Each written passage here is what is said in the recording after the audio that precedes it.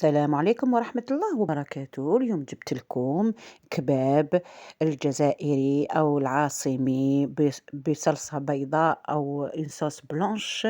تعرفي خرج تحفة وبنين بزاف بزاف. هيا نبداو نديرو المقادير. نديرو مراسيم تاع الدجاج كيما حبيتي، المراسم اللي لي بلون ليسونسيال على حسب العائلة. ونديرو تاع مارغرين وثلث مغارف تاع الزيت. هذه هي القانون تاع صوص بلانش. ونحكمو حبة بصل نفرموها كيما نحطوها ونقعدو نقليو في الدجاج مع البصل حتى يذوب البصل.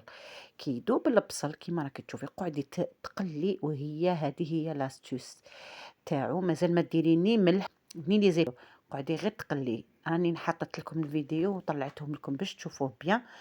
راني ما منحيت والو منه. قعدي تحمسي أو تقلّي البصل، ومن بعد ديري فلفل كحل، عود قرفة صغير. وأنا ندير ماشي كركم، les épices تاع الدجاج راهو يتباع، أو رأس الحانوت ديريه. ما كان واش ديريه فيه الكباب، ما فيه هو هذا واش فيه. وقعدي كيما راكي تشوفي بعد ما درتيه ومغرفة صغيرة، مغرفة جو دير مغرفة تاع الملح.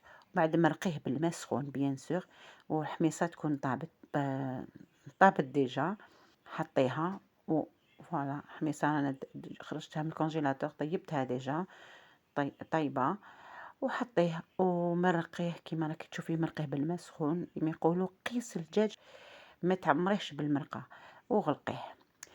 وما وريتلكمش الفيديو تاع البطاطا قليها وديري لها شويه نشا وقطعيها خشين كيما راكي تشوفي، تجي كوستيونت من الفوقه ومن الداخل واش نحكي لك زبده.